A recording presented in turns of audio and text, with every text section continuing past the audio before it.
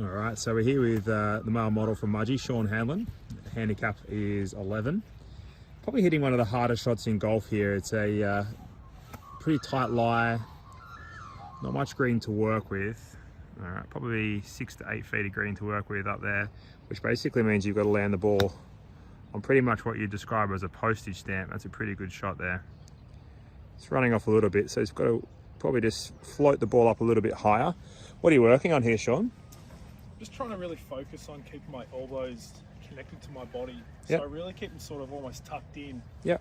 Similar to what you can do with a putting drill. Yeah. But just trying to sort of halfway back and then coming all the way through, getting that chest to the target. Cool. And I find if I tuck my elbows in, really helps getting that body moving as one rather than being a little bit armsy, because it's something that I've had a bit of an issue with over the past couple of months. So awesome. Just trying to really focus on that. Cool, so keeping those arms in, letting those hands do their job. Yeah. All right, off you go, mate. See if you can hit this one a little higher for us. Landing like a butterfly with blisters will be fantastic.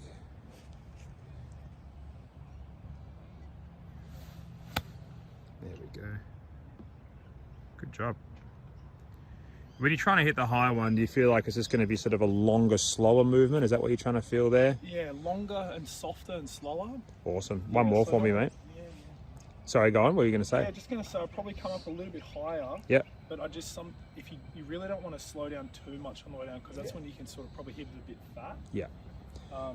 That's the feeling. So the club head's still accelerating, but it's probably just takes a little bit longer to get there. Might even open the club face a tiny bit. Yeah. That's sort of just something that I do. Just a degree or two? Yeah, just a tiny little bit. And I'm sort of putting it a bit more on the front foot. Yeah, fantastic. Rather than sort of more towards the back. Love that. Just helps it get it up a little bit more.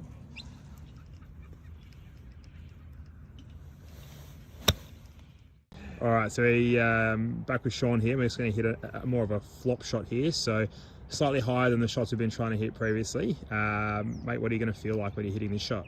So I think to get it a little bit higher, we want to get a bit more ground connection when the club hits the ball.